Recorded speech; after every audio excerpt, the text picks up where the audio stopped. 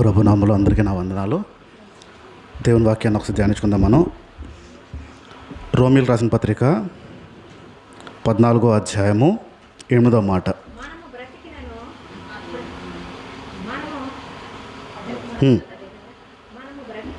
మనం బ్రతికిన ప్రభు కోసం బ్రతకాలి. ఒకవేళ చనిపోవాల్సి వచ్చినా ప్రభు కోసమే మనము చనిపోవాలి అనే విషయాన్ని, బ్రతికినా క్రీస్తే, చచ్చిపోయినా క్రీస్తే. బతకాలంటే యేసు కోసం బ్రతకాలి. చనిపోవాల్సి వచ్చినా ఎందుకంటే ఆయన మన కోసం బ్రతికాడు. ఆయన మన జీవితం కోసం ఆయన బ్రతికి మరణాన్ని తీసుకున్నాడు. మనల్ని బ్రతికించడం కోసం ఆయన పుట్టాడు. మనల్ని బ్రతికించడం కోసం ఆయన మరణం తీసుకున్నాడు. మన బ్రతికించడం కోసం మరలా తిరిగి లేచాడు. అందుకు మనము దేవునికి కృతజ్ఞతగా బ్రతకాలంటే ఆయన కోసం మనం బ్రతకాలి అనే విషయం మనం నేర్చుకుంటున్నాం. అలాగే రోమీయులకు రాసిన పత్రికలోంచే 12వ అధ్యాయం 1 నుంచి 3 వచనాలు. కాబట్టి సహోదరులారా, పరిశుద్ధంగాను దేవునికి అనుకూలంగా సజీవ యాగముగా శరీరాన్ని సమర్పించుకోండి. బ్రతిమాలుతున్నాడంట పాపం.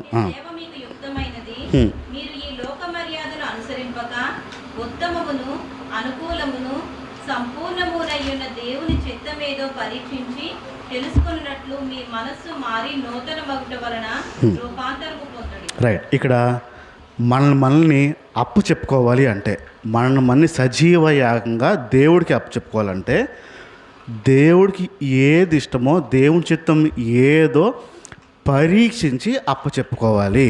పరీక్షించి చెక్ చేసుకొని అప్పచెప్పుకోవాలి. ఎలా పడితే అలాగా ఇవ్వడానికి వీలేదు. ఎలా పడితే అలాగా మన శరీరాన్ని సజీవ యాగంగా ఇవ్వడానికి వీలేదు. అయితే ఎలాగ ఇవ్వాలంటే పరీక్షించుకొని దేవుడికి ఇవ్వమని బైబిల్ చెప్తున్న విషయం.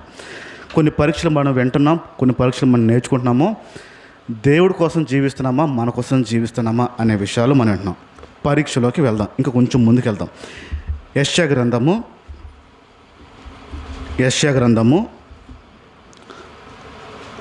41వ అధ్యాయము. యెషయా గ్రంథము 41వ అధ్యాయము 10వ మాట చూడండి. నీవు నా దాసుడవనియు నేను నిన్ను ఉపేక్షింపక ఏర్పరచుకుంటున్ననియు నేను నీతో చెప్పి ఉన్నాను. ఏం చెప్తున్నాడు? దేవుడు నీకు తోడై ఉన్నాడు. ఈ యెషయా గ్రంథంలో రాయబడిన విషయానికి 41:10లో దేవుడు మాట్లాడుతున్న మాట. దేవుడు ఏం మాట్లాడుతున్నాడంట? నేను నీతో చెప్తుంది ఏంటంటే, నేను నీకు తోడై ఉన్నాను. ఎవరు చెప్తున్నారు? దేవుడు మనుషులకి తోడై ఉన్నాను. నేను నీకు తోడై ఉన్నాను. నేను నీకు చెప్తుంది ఏంటంటే, మనుషులకు చెప్తున్నాడు ఈ విషయం. నేను నీకు తోడై ఉన్నాను. 1, భయపడద్దు. 2, నీ దేవుడినై ఉన్నాను. అస్సలు దిగులు పడద్దు. నేను నీకు కావాల్సిన బలాన్ని ఇస్తాను. నీకు సహాయం చేసేవాడిని నేనే అనే విషయం. రైట్. ఇక్కడ దేవుడు చెప్తున్న మాట ప్రతి మనిషికి వర్తిస్తుంది, ప్రతి మానవుడికి వర్తిస్తుంది, భూమి మీద ఉన్న ప్రతి ఒక్కడికి వర్తిస్తుంది. అయితే ఈ బైబిల్లో ఉన్న మాట ఎవరు తీసుకున్నా వారికి ఈ మాట వర్తిస్తుంది. ఎవరైనా వాడుకోవచ్చు, ఏ వ్యక్తి అయినా వాడుకోవచ్చు. ఇప్పుడు కొన్నిసార్లు ఎండాకాలం వచ్చినప్పుడు చలివేంద్రం పెడతారు. ఇక్కడ కూడా కొన్ని చలివేంద్రాలు పెడతారు. చిన్న టెంట్ వేసి కొండలు పెట్టి నీళ్ళు పెట్టి తాగడానికి పెడతారు. ఆ నీరు పలానా వ్యక్తులే తాగాలని ఉంటుంది. ఎవరైనా తాగొచ్చా? ఎవరైనా తాగొచ్చు. అదే ఉద్దేశం పెట్టా కదా.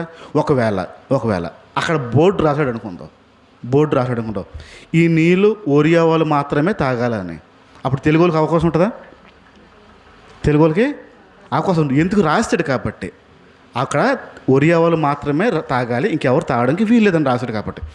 ఇక్కడ బైబిల్లో క్రైస్తవులకే అని రాయలేదు. ప్రతి మనిషికి ఈ మాట వర్తిస్తుంది. ఎవరైనా వాడుకోవచ్చు. ఏ వ్యక్తి అయినా, ఏ మతం, ఏ కులమైనా ఈ మాటను వాడుకోవచ్చు. ఏమంట? దేవుడు చెప్తున్న మాట. మళ్ళీ చెప్పండి. నీతో చెప్పింది ఏంటంటే, దేవుడు మనకి తోడుగా ఉన్నాడు. ఫస్ట్ది ఏంటంటే, ఎప్పుడు భయపడద్దు. రెండోది ఏమంటున్నాడంటే, నువ్వు ఎందుకు భయపడకూడదు అంటే, నేను నీకు దేవుడినై ఉన్నాను. అస్సలు దిగులొద్దు, నిన్ను బలపరుస్తాను. చాలు, రైట్. ఇక్కడ దేవుడు చెప్తున్న విషయం ఏంటంటే భయపడద్దు అంటున్నాడు. ఏమంటున్నాడు? మీ పక్కలు చెప్పండి భయపడొద్దని. ఏమన్నారు? భయపడన్నారా? చెప్పారు, వాళ్ళే ఉన్నారు. ఏమనలేదా? అంటే భయపడుతున్నట్ట. మళ్ళీ చెప్పండి. భయపడద్దని చెప్పిన తర్వాత నేను భయపడినని చెప్పండి. మీరు సమాధానం చెప్పాలి కదా మరి. చెప్పండి. ఇప్పుడు చెప్పారా భయపడినని? ఎందుకు భయపడకూడదు? దేవుడు చెప్పాడు కాబట్టి. మనిషి ఆవడం చెప్పాడు నువ్వు భయపడొద్దని, భయపడాల్సిన అవసరం ఉంటుంది. ఆడొస్తాడో రాడో సాయం చేస్తాడో తెలియదు. కానీ దేవుడే డైరెక్ట్గా మాట ఇచ్చాడు, మీరు భయపడద్దు, నేను మీకు దేవుడిని అయి ఉన్నాను, మీ దగ్గరే ఉంటాను, మీ తోడుగా ఉంటాను, మీకు బలపరుస్తాను అనే విషయాన్ని చెప్పాడు. భయపడద్దు. ఒకసారి మళ్ళీ చెప్పండి, భయపడద్దానండి. కీర్తన గ్రంథం వద్ద ఒకసారి. కీర్తన గ్రంథము 34వ కీర్తన.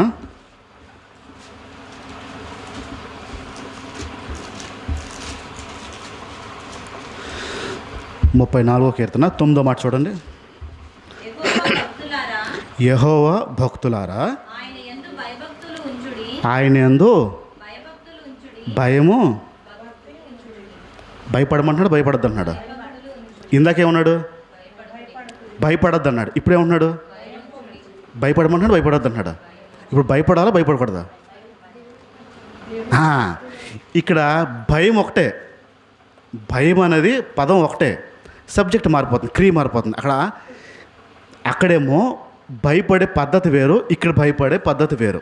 ఇప్పుడు యెహోవా భక్తులారా దేవుడికి భయపడండి అనే పదం చెప్తున్నాడు. ఇందాకేమో భయపడద్దు అన్నాడు, మీకు తోడుగా ఉన్నాడని చెప్పాడు. ఇప్పుడేమో దేవునికే భయపడమని చెప్తున్నాడు. ఇప్పుడు భయపడద్దన్న దేవుడే, తోడుగా ఉంటా అన్న దేవుడే ఆయనకు భయపడమంటున్నాడు. అర్థం చేసుకోండి పాయింట్. ఏ దేవుడైతే భయపడదని చెప్పాడో, ఏ దేవుడైతే ధైర్యంగా ఉండమని చెప్పాడో, అదే దేవుడు నాకు భయపడండి అనే విషయాన్ని తెలియపరుస్తున్నాడు. ఇప్పుడు భయము, దేవుడికి భయపడాలంట. ఇప్పుడు దేవుడు అంటే భయపడతామా పడమా అక్షరాలు. మా చిన్నప్పుడు గుడికి వెళ్ళేవాళ్ళం. శివుడిది లింగం ఉండేది. శివుడు లింగం ఎదురుగుండా నంది ఉంటుంది. ఆ నంది చెవుల్లోంచి శివుడిని చూడాలి, డైరెక్ట్గా చూడొద్దని చెప్పారు. మాకు చెప్పిన విషయం ఏంటంటే, శివుడు లింగం ఉన్న దగ్గర శివుడి కన్ను, ఒక బొమ్మ ఉంటుంది, కన్ను ఉంటుంది. ఆ కన్నుకి ఎదురుగుండా నిలబడద్దని చెప్పేవారు పంతులు గారు. మాకు తెలియక వెళ్ళి నిలబడిపోతే ఇట్లా సైడ్గా ఉండాలి, అక్కడ నంది ఎందుకు ఉంది, ఆ నంది వెంటనే చూడాలి, ఎదురుగుండా చూడకూడదని చెప్పారు. ఏమవుద్ది అంకుల్ గారు అన్నాను. అంకుల్ కాదురా పంతులు అన్నాడు. పంతులు గారు ఏమవుతుంది అన్నాడు. శివుడు కన్ను ఎదురుగుండా నిలబడితే శివుడు 3వ కన్ను ఇప్పుతాడని చెప్పారు మాకు చెప్పడం. 3వ కన్ను ఇప్పితే ఏమవుతుంది పంతులు గారు అన్నాను. 3వ కన్ను ఇప్పితే మొత్తం నాశనమే అని చెప్పారు. మంట వచ్చి కాల్చేస్తుంది అని చెప్పారు. మొత్తం నాశనం అయిపోద్దని చెప్పారు. ఆ రోజు నుంచి పక్కన కన్ను ఏ రోజు కన్ను ఎదురుగుండా నిలబడలేదండి. ఇప్పుడు నా భయం ఏంటి? ఆలోచించండి. దేవుడు అంటే భయమా, శివుడు కన్నిప్తాడని భయమా? సరిగ్గా ఆలోచండి. దేవుడు అంటే భయమా, కన్నిప్తే నేనేదో అవుతాను భయమా? ఏది నా భయం? ఇప్పుడు కొంచెం నాకు ఎవరంటే భయం? ఇప్పుడు నాకేదో అవుతుందని నా భయం. దేవుడు అంటే కాదు. పక్కన ఉన్నాను కదా, మరి పక్కన నిలబడ్డాను కదా, పక్కన చూశాను కదా. మరి ఇప్పుడు నా భయము నాకేదో అయిపోతుంది. ఇప్పుడు దేవుడు ఈ భయాన్ని తీసుకుంటాడంటారా? నేను పడుతున్న భయాన్ని దేవుడు తీసుకుంటాడంటారా? నేను చాలా భయపడుతున్నాడని తీసుకోడు. ఇంకేదో భయం ఉంది. దేవుడు కోరుకుంటున్న భయం ఇంకేదో ఉంది. ఇప్పుడు నిజంగా దేవుడి కోసం జీవిస్తున్నాం మనము, నిజంగా మన కోసం జీవిస్తున్నాం మనము. ఎవరి కోసం జీవిస్తున్నామో, దేనికోసం జీవిస్తున్నామో ఒకసారి అర్థం. ఇక్కడ 2 మాటలు చెప్పాడు. దేవుడు అన్నాడు భయపడద్దని చెప్పాడు, దేవుడు అంటే భయం కలిగి ఉండాలని కూడా చెప్తాడు. ఇప్పుడు పరీక్షలోకి వెళ్దాం. మనం వెళ్ళే పరీక్షలోకి ఇప్పుడు తేలుతుంది. ఏం తేలుతుంది అంటే, నిజంగా దేవుడి కోసం మనం జీవిస్తున్నామా, మన కోసం జీవిస్తున్నామా అనే విషయాలు తేలుతాయి. రైట్. ఇప్పుడు కొన్ని భయాలు చెప్తాను. ఆ భయాలు మనకు ఉన్నాయో లేవో చెక్ చేసుకుందాం, పరీక్షించుకుని సజీవ యాగంగా ఇవ్వమన్నాడు కాబట్టి ఒక్కసారి మనం పరీక్షించుకుందాం. మొట్టమొదటి భయం చెప్తాను నేను. మనుషులకు ఉన్న మొదటి భయం, ఆస్తి పోతుంది. ఏమన్నాను? డబ్బులు పోతాయి. ఇంకో ఈజీ మాట చెప్పనా, డబ్బులు ఖర్చు అయిపోతాయి. లోపల ఆందోళన ఉందో లేదా వీటి మీద? డబ్బులు పోతాయి అని, ఆస్తి పోతుందని, వీటి మీద ఎక్కడైనా దిగులు బెంగ ఎక్కడైనా ఉందా లేదా? అమ్మా చెప్పు, నువ్వు మంచి విషయాలు చెప్తావు, నువ్వు నాకన్నా మంచి విషయాలు చెప్తావు.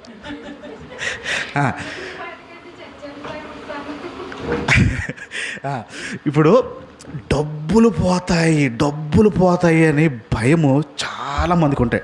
డబ్బులు ఖర్చు. వాస్తవం చెప్తున్నాను, దేవుడిని నమ్మకం ముందు కూడా పెద్ద డబ్బుల మీద ఆశ ఉండేది కాదు. దేవుడిని నమ్మకం ముందు కూడా ఆశ యేసు ప్రభువుని నమ్మిన తర్వాత పూర్తిగా దాన్ని వదులుకున్నాను. పూర్తిగా ఒకరోజు అంటే నేను చేసే ఈ సాఫ్ట్వేర్ పనుల్లో మాకు ఎలాగుంటుందంటే, ఏదైనా ఒక పని చేస్తే ఒక 5 నిమిషాలు 6 నిమిషాలు 7 నిమిషాలు పని చేస్తే 5 నిమిషాలు 6 నిమిషాలకి 1000 రూపాయలు 1500 2000 రూపాయలు లాక్కొచ్చేస్తాం, ఇచ్చేస్తారు.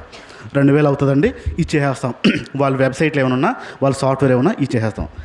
అయితే ఒక ఆయన నా పేరు అటు ఇటు వెళ్ళి, వీడి గురించి యథార్థంగా చేస్తాడు ఈ అబ్బాయి, ఈ నంబర్ ఉంచుకోండి, సాఫ్ట్వేర్ పనులన్నీ బాగా చేస్తాడు, యథార్థంగా చేస్తాడంటే ఆ నంబర్ నాది ఉంచుకొని, గాజువాక ప్రాంతంలో ఆయన చర్చ్, ఆయన నన్ను పిలిచాడు. గాజువాకలో పలానా చర్చ్, పలానా పాస్టర్, చిన్న అవసరం పడింది రాగలుగుతాడు తమ్ముడు అని. వస్తానండి అని చెప్పాను.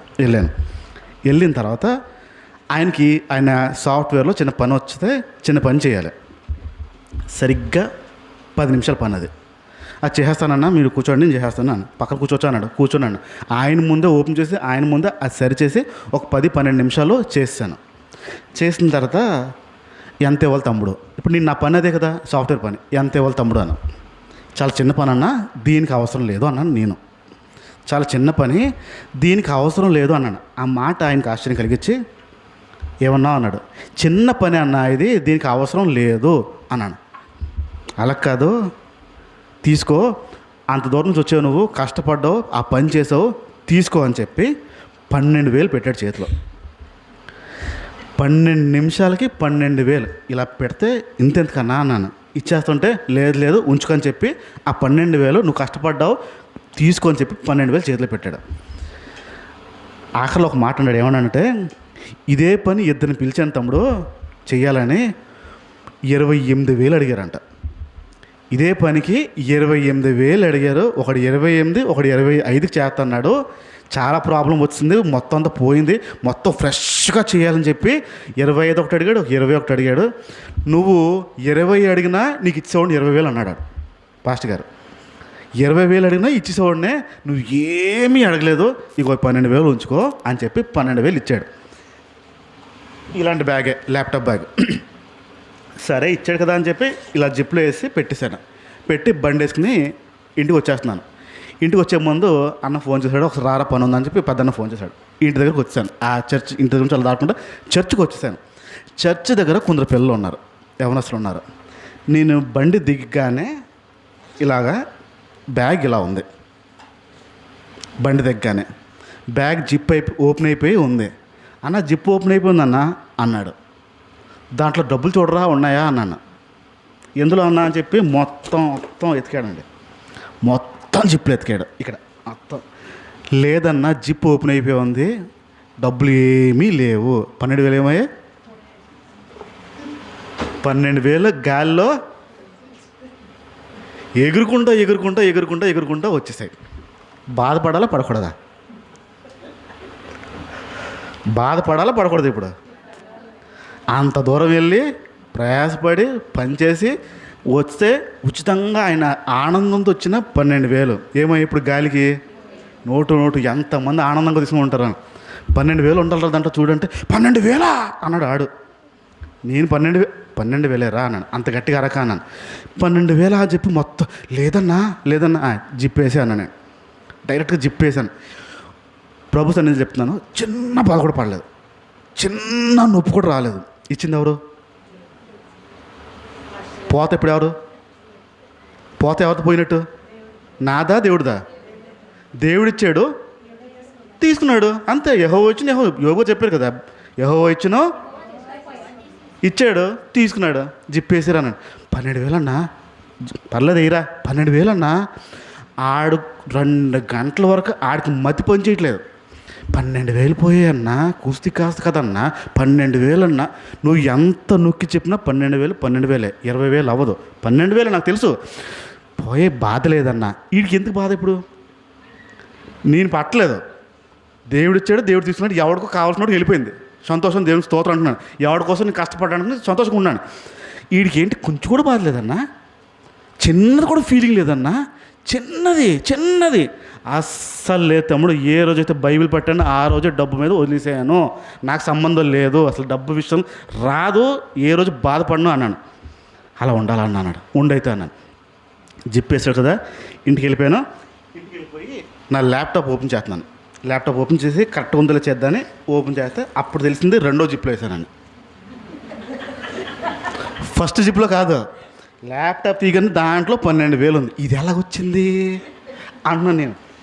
వారిని 2వ జిప్లో ఉందా డబ్బులు, ఫ్రంట్ జిప్లో లేదా? అప్పుడు అర్థమైంది. పరీక్ష ఇచ్చాడు పెద్ద ఆయన. డబ్బు అంటే ఆశ ఉందా? ఒకటి ఉచితంగా ఇచ్చాడు, ఉచితంగా ఏం లేకుండా ఇచ్చాడు. అక్కడ నా మనసు చెక్ చేశాడు దేవుడు. 12,000 వస్తుంది అనుకోలేదు, వద్దు అని తోస్తున్నాను. అక్కడ చెక్ చేశాడు, డబ్బులు పోయినట్టుగా చేశాడు. అక్కడ నన్ను పరీక్షించాడు. 12,000 దాంట్లోనే ఉన్న, ఏ రూపాయి కూడా పోలేదు, నా దగ్గర ఉన్న డబ్బు పోలేదు. ఇప్పుడు చూస్తాడు, అమ్మయ్యా అన్నానంటే దాని అర్థం ఏంటి? అమ్మయ్య అన్న పదవుతుంటే ఉన్నట్టు, అమ్మయ్య కూడా అనలే, అర్రే ఉన్నాయా, కామ్గానే ఉన్నాను. ఆ రోజు రాత్రి అయిపోయిన తర్వాత పొద్దు నుంచి ఏం జరుగుతుందో ఆలోచిస్తుంటే అప్పుడు అనిపించింది, పరీక్షించావా డబ్బుల విషయంలో, నన్ను చెక్ చేస్తున్నావా, ఎలాగున్నావో, నీ పిల్లవాడు నేను నన్ను పరీక్షిస్తున్నావు డబ్బుల విషయంలో ఎలాగున్నావో. నాకేం లేదు ప్రభా, డబ్బు నాతో సంబంధం లేదు. ఏ రోజైతే బైబిల్ పట్టానో ఆ రోజు వదిలేను, డబ్బు మీద నాకు ధ్యాస లేదు ప్రభా, నువ్వు ఇంకెన్ని చేసినా పర్లేదు అన్న ప్రారంభించాను. ఎన్ని పరీక్షించినా పర్లేదు డబ్బు మీద. ఇప్పుడు డబ్బు పోతుందని బాధ, భయం ఉందా లేదా సంగమా? బోల్డ్ భయం ఉంది, ఇప్పుడు బోల్డ్ ఆందోళన ఉంది. వెళ్తే ఖర్చు అయిపోద్ది, వెళ్ళకుండా ఉంటే బెటర్ ఏమో, వాళ్ళు మన పెళ్ళికి రాలే కాబట్టి మనం వెళ్ళకుండా ఉండిపోదాం, వెళ్తే 1,000 2,000 పెట్టాలి, అదొక భయం. వెళ్ళినందు ఖర్చు, కానుక పెట్టి రావాలి వాళ్ళకి. ఎన్ని భయాలు. డబ్బు మీద భయం ఉంది అంటే మన కోసం మనం జీవిస్తున్నట్టు. ఒక్కసారి 1 తిమోతి పత్రిక తెద్దాం. 1 తిమోతి పత్రిక 6వ అధ్యాయము, 1 తిమోతి పత్రిక 6వ అధ్యాయము 17వ మాట, 6:17. ఇహమందు ధనవంతులైన వారు గర్విష్ఠులు కాక. ఏ స్థిరమైన అంటే అస్థిరం అంటే స్థిరం కాదు, ఉండని ధనమందు నమ్మకం ఉంచాలా ఉంచకూడదా? ఉంచకుండా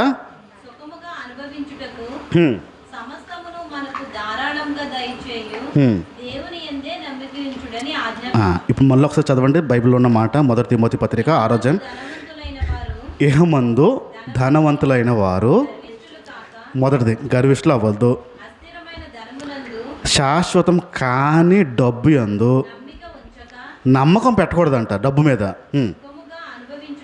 సుఖంగా అనుభవించడానికి సమస్తం మనకి ధారాళంగా దయచేయు దేవుడి అందే నమ్మిక ఉంచండి. ఇప్పుడు డబ్బుని నమ్మంటున్నాడా, దేవుడిని నమ్మంటున్నాడా? ఇప్పుడు మన నమ్మకం ఎక్కడుంది, మన సంతోషం ఎక్కడుంది, మన భయం ఎక్కడుంది? ఇప్పుడు దేవుడిని నమ్ముతున్నావా, డబ్బు నమ్ముతున్నావా? బైబిల్ ప్రకారం డబ్బే కదా. ఇప్పుడు మన భయము డబ్బులు అయ్యి ఉన్నాయి. ఇప్పుడు మన కోసం జీవిస్తున్నావా, దేవుడి కోసం జీవిస్తున్నావా? పరీక్షించి సజీవ యాగంగా ఇవ్వాలని. ఇప్పుడు పరీక్షిస్తే దేవుడి కోసం జీవిస్తున్నావా, డబ్బుల కోసం జీవిస్తున్నావా?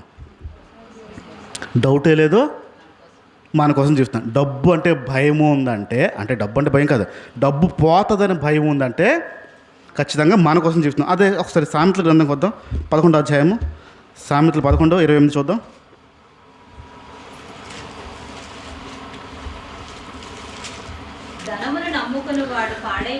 ధనాన్ని నమ్మినవాడు, ధనముని నమ్మినవాడు పాడైపోతాడు.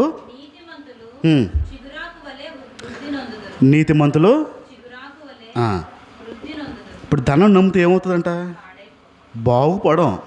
ఇంకో పదం చెప్పాలంటే బాగుపడాలని లేదురా అని తిడతాం కదా. బాగుపడాలి అంటే ఏం చేయాలంట? ధనాన్ని నమ్మడానికి వీల్లేదు, డబ్బుని నమ్మడానికి వీల్లేదు. అది నాశనానికి తీసుకెళ్ళిపోతుంది. ధనం మీద నమ్మకము నాశనానికి దారి తీస్తుంది. మొట్టమొదటి భయము ఏ రోజైతే డబ్బుల మీద ఉందో మన కోసం ఇంకా జీవిస్తున్నామని అర్థం. ఎప్పుడైతే డబ్బు మీద భయము పోతాదో, ఆస్తి పోతుందని భయం ఉంటుందో, ఉండకుండా ఉంటామో ఆ రోజు దేవుని కోసం జీవిస్తున్నట్టు. డబ్బు అంటే భయము.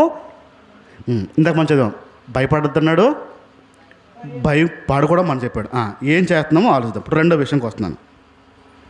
రెండో భయం చెప్తున్నాను, ఆరోగ్యం అనండి. ఈ ఆరోగ్యం విషయంలో చాలామందికి చాలా రకాల భయాలు ఉంటాయి. చాలామందికి చాలా రకాల భయాలు ఉంటాయి. మంకీ పాక్స్ అని తెగ వచ్చేస్తుంది. మంకీ పాక్స్ చాలా తీవ్రంగా ఉంది. చేతుల మీద బొబ్బలు వేయడం, పొక్కులు వేయడం, మంకీ పాక్స్ వస్తుంది. ఇప్పుడు గోటిక్రాకులో కూడా మంకీ పాక్స్ వచ్చిన ఒక వ్యక్తి ఉన్నాడు అనగానే భయం వస్తుంది, ధైర్యం వస్తుందా? ఎందుకు భయం వస్తుంది? ఇందాక చదివిన వచనాల్లో దేవుడు ఏమై ఉన్నాడు? ఇప్పుడు భయపడమన్నాడు, భయపడుతున్నాడా? భయపడద్దు, నేను మీకు తోడుగా ఉన్నాను అన్నాడు. అన్నాడా అనలేదా? అన్నాడు. ఇప్పుడు మంకీ పాక్స్ గోటిక్రాలకు వచ్చేసింది. ఎందుకు భయం వచ్చింది? ఆ వచనం ఏమినట్టు? ఇప్పుడు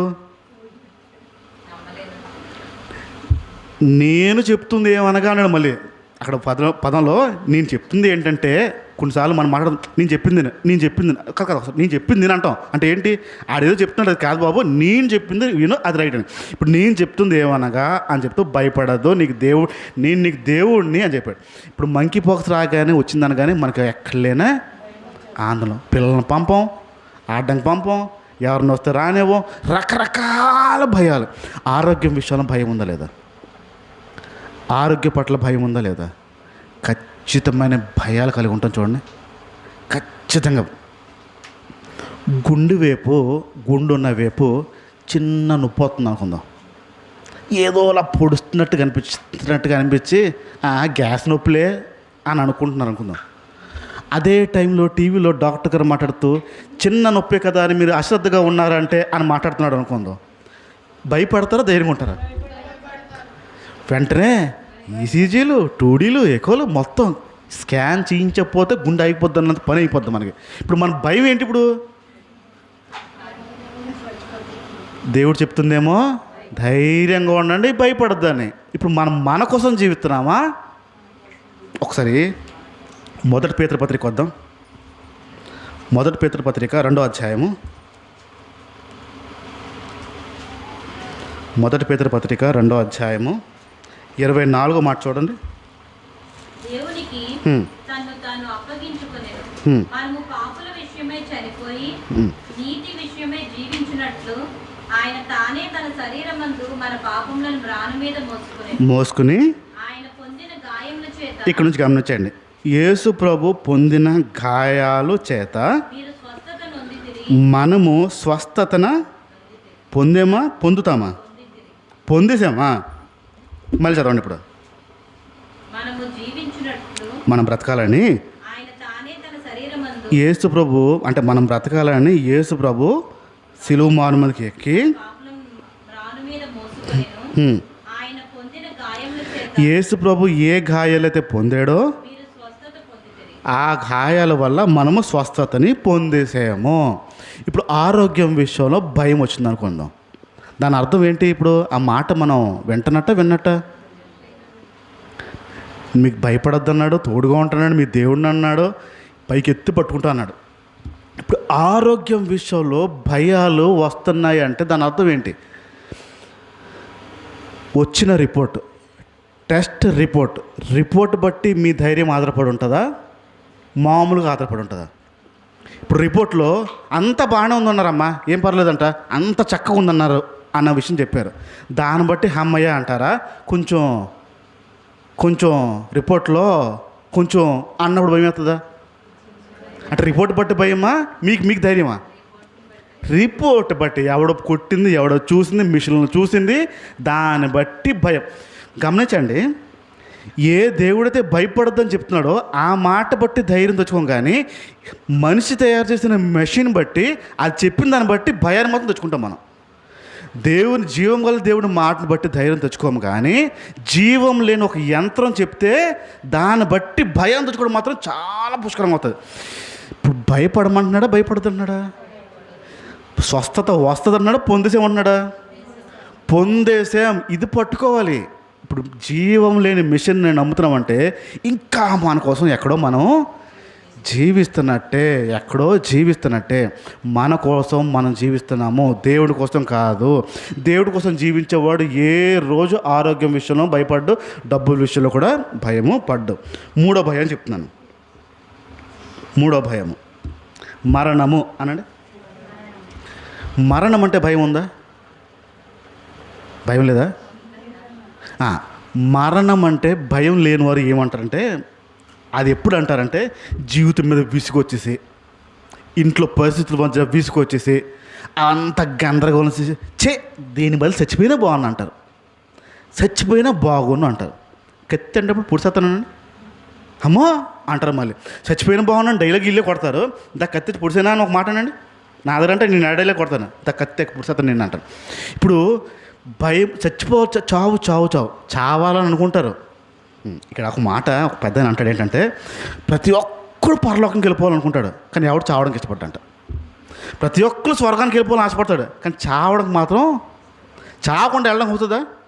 చావకుండా వెళ్ళడానికి వీలేదు, అవ్వదు. ఇప్పుడు చావడానికి ఇష్టపడరు కానీ పరలోకం మాత్రం కావాలనుకుంటారు. ఇప్పుడు ప్రాణ భయము చాలా ఎక్కువ ఉంటుంది.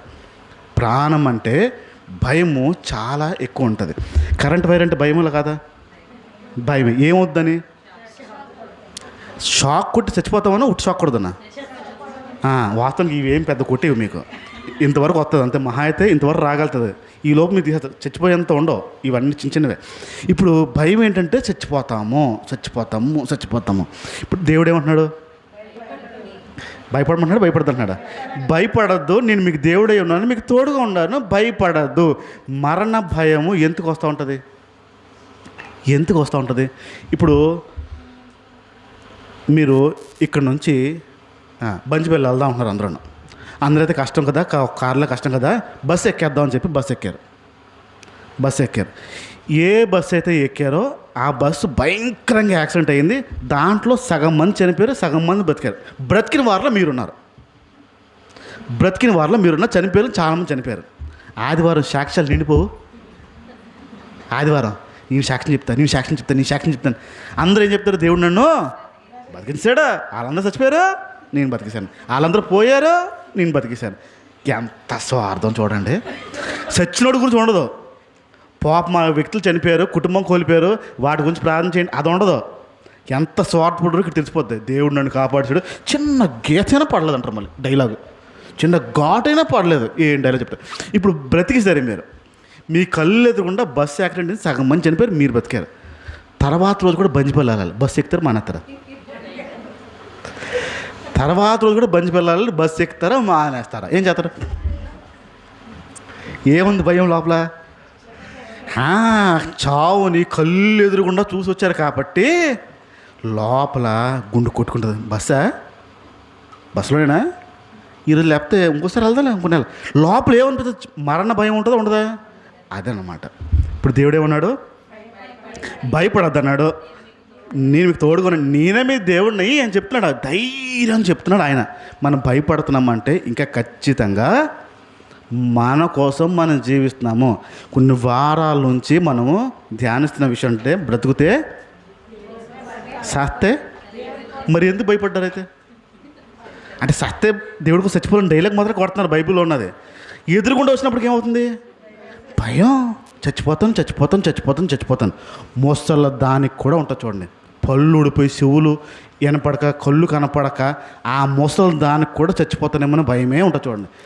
ఇంకా ఎక్కువ ఉంటుంది వాళ్ళకి మామూలు కంటే ఎందుకంటే టైం దగ్గరికి పడిపోయింది కదా, చివరి దశలోకి వచ్చారు కదా, ఇంకా ఎక్కువ ట్యాబ్లెట్ ఇచ్చిన డౌట్ పడతారు. ఇదేనా సరిగ్గా చూసావా, నల్లదేమో కదరా ఎర్రది ఎత్తున్నావు ఏంటి, ఇది కాదేమో, నంబర్ ఇంక చూడండి మిమ్మల్ని, భయం భయం భయం భయం, చచ్చిపోతానేమో. ఈ మరణ భయం ప్రతి ఒక్కడికి ఉంటుంది. ఎవరికి ఉంటుందంటే ఎవరైతే వారి కోసం జీవిస్తారో వారికి మరణ భయం ఉంటుంది. దేవుడి కోసం జీవించేవాడికి మరణ భయము ఉండదు. ఇది 3 భయాలు. మొదటిది ధనము ఆస్తి పోతుందేమో అని భయాలు, రెండోది ఆరోగ్యం పోతుందేమో అని భయాలు, మూడోది ప్రాణము. కీర్తన ఒకసారి తీసిన ధైర్యం తెచ్చుకుంటారు. కీర్తన 48వ కీర్తన 14వ మాట చూడండి. 48వ కీర్తన 14వ మాట.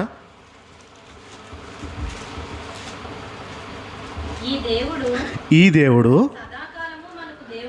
కొంతకాలం కాదట, సదాకాలము మనకు దేవుడై ఉన్నాడు. ఎక్కడి వరకు? మరణము వరకు ఆయన మనల్ని నడిపిస్తాడు. అంటే ఇప్పుడు చావు ఎవరు ఎత్తున్నట్టు? దేవుడు ఎత్తుంది. ఎవరు ఇప్పుడు భయపడుతుంది? ఎవరు ఇంతకీ? మరణం ఎవరు ఇస్తున్నారు? దేవుడు ఇస్తున్నాడు. దేవుడు ఇస్తున్నాడు, భయం దేనికి ఇంతకీ? భయపడాల్సిన అవసరం లేదు. మరణం వరకు కూడా ఉంటాడు, మరణం తర్వాత కూడా దేవుడు మనకి తోడు ఉంటాడు. 3 భయాలు మనం విన్నాం. ఒకటి డబ్బులు ఆస్తి అంతస్తులు పోతాయని భయం, 2 ఆరోగ్యం, 3 మరణము. 4వ భయం చెప్తున్నాను, జాగ్రత్తగా వినండి. ఈ 4వ భయము చాలా చిన్నది, లోపల ఉంటుంది, కానీ తీవ్రమైన పని చేసేస్తుంది. ఏం పని అంటే, ఈ భయం ఏమంటే ఏమనుకుంటారో ఒకసారి. ఈ మనుషులకి కొన్ని భయాలు, వారేమనుకుంటారో, వీరేమనుకుంటారో, అలా చేయొచ్చంటారా, ఇలా చేయొచ్చంటారా, ఇలా వెళ్ళొచ్చంటారా, వెళ్తే ఏమనుకుంటారో, అడిగితే ఏమనుకుంటారో, చెప్తే ఏమనుకుంటారో, చెప్పకపోతే ఏమనుకుంటారో. మనుషులు అంటే భయం ఉందా లేదా? ఏమనుకుంటారో, ఈ పదం గుర్తుపెట్టుకోండి. ఏమనుకుంటారో అనే పదము, భయము లోపల మనుషులకు ఉంటుంది. చాలా విషయాల్లో ఏమనుకుంటారనే జీవించే చాలా ఎక్కువ మంది ఉంటారు. అలాగంటే ఏమనుకుంటారేమండి, వద్దులేండి. ఏదో అనుకుంటారని మానసిన పనులు ఉన్నాయి లేవా? మనిషికి భయపడినట్ట, దేవుడు భయపడినట్ట? డౌటే లేదు. దేవుడికి భయపడమన్నాడా, మనిషి భయపడమన్నాడా? దేవుడు ధైర్యంగా ఉండమన్నాడు. ఇప్పుడు మనుషులు అంటే ఏమనుకుంటారో, ఆ పని చేస్తే ఏమనుకుంటారో, ఈ పని చేస్తే ఏమనుకుంటారో. ఏ వ్యక్తి అయితే మనుషులు ఏమనుకుంటారో అని భయపడుతూ బ్రతుకుతాడో ఆ మనిషి గురించి బైబిల్ ఒక మాట ఏం రాస్తుందంటే, సామెతల గ్రంథము 29వ అధ్యాయము, సామెతల గ్రంథం 29వ అధ్యాయము 25వ మాట. భయపడడం వల్ల మనుషులకి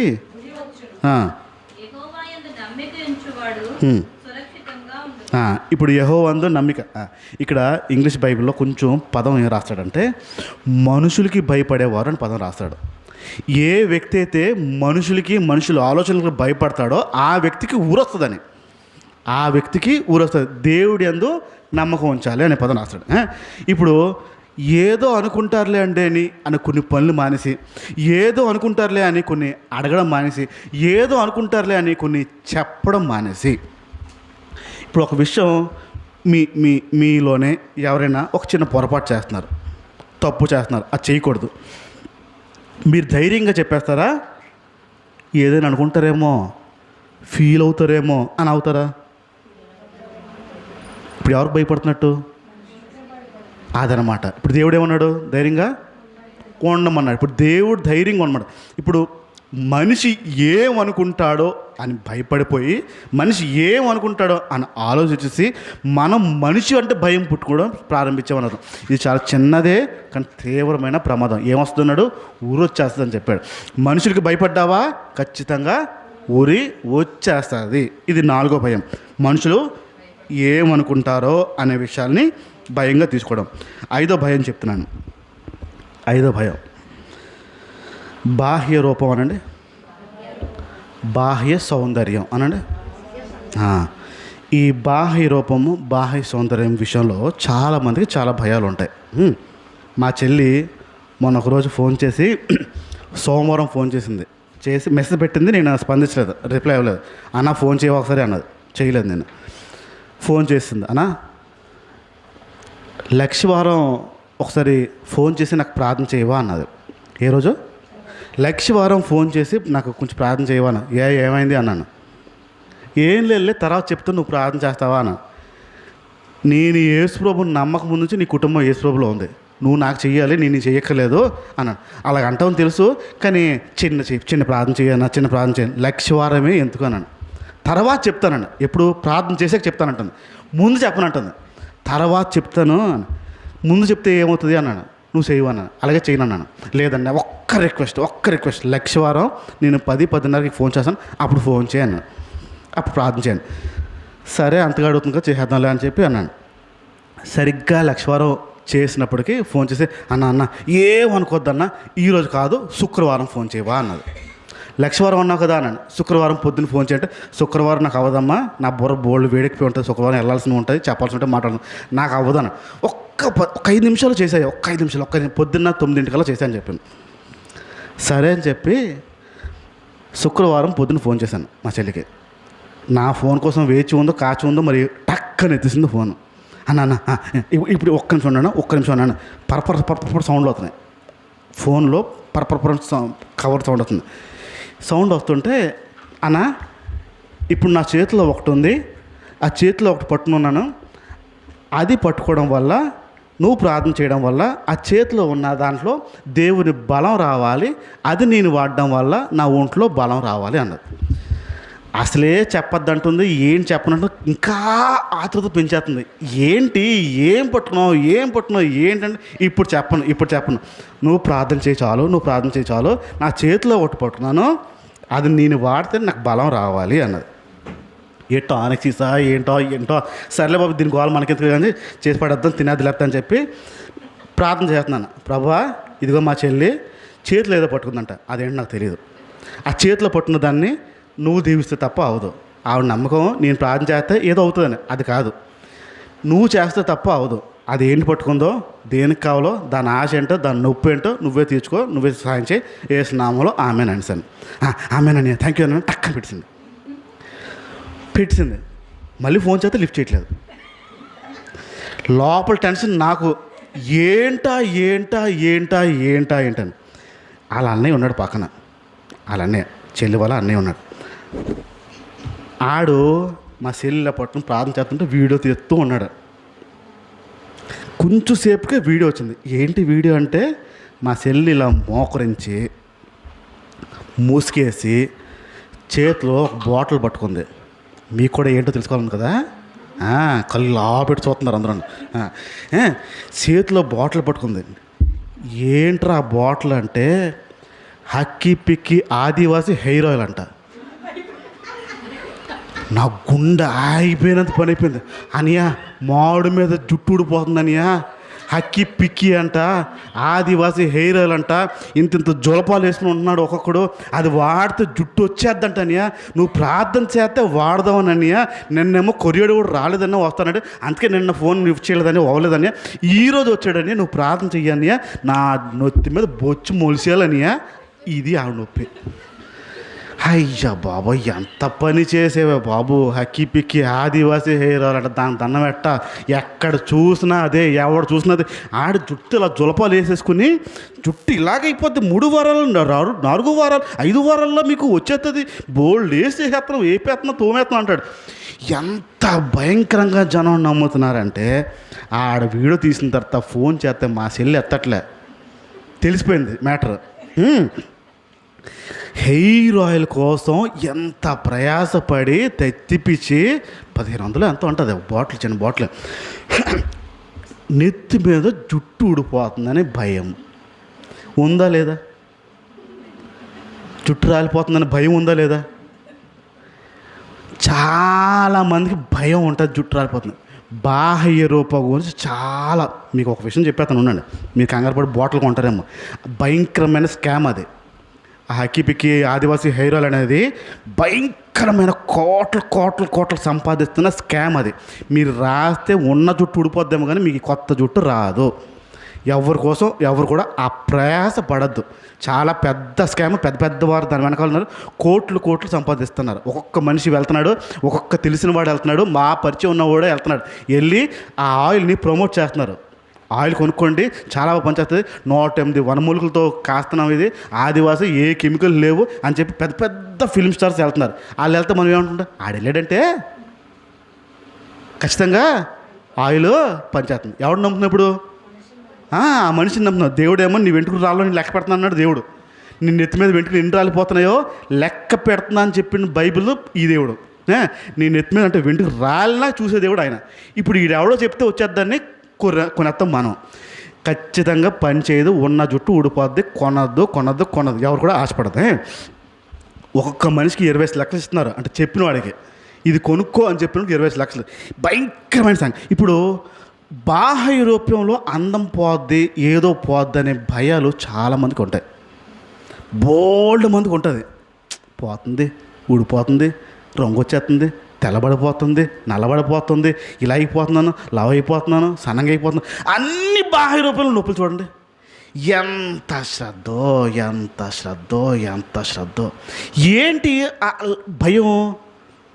జుట్టు ఊడిపోతే భయం ఏంటి? మనిషిగా చూడరా?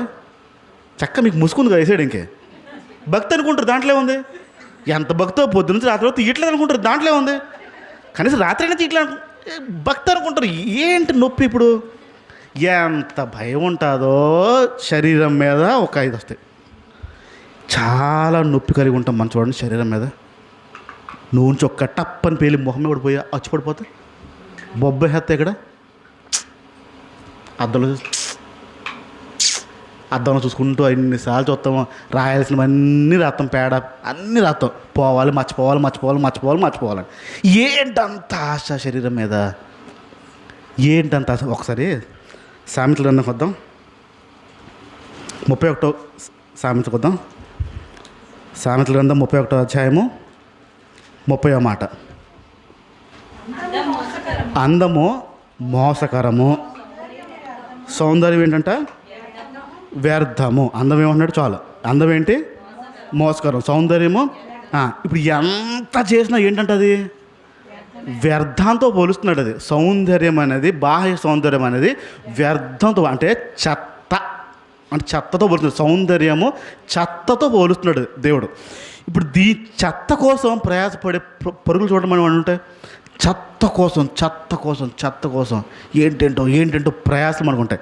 ఇప్పుడు బాహ్య రూపం కోసం మనం భయపడుతున్నామంటే దేవుని కోసం జీవిస్తున్నట్ట, మన కోసం జీవిస్తున్నట్ట? మన కోసం జీవిస్తున్నట్ట. 5 భయాలు చెప్పాను. 1 ఆస్తి పోతుందని, 2 ఆరోగ్యం పోతుందని, 3 మరణము భయము, 4 మనుషులు ఏమనుకుంటారో ఈ భయాలు మనకు. 5వది బాహ్య రూపం గురించి మన భయాలు, సౌందర్యం గురించి మన భయాలు రుజువు చేస్తే ఏంటంటే దేవుడి కోసం జీవిస్తున్నామా, మన కోసం జీవిస్తున్నామా? వాస్తవానికి ఇంకా 5 భయాలు ఉన్నాయి. 5 భయాలు మాత్రమే.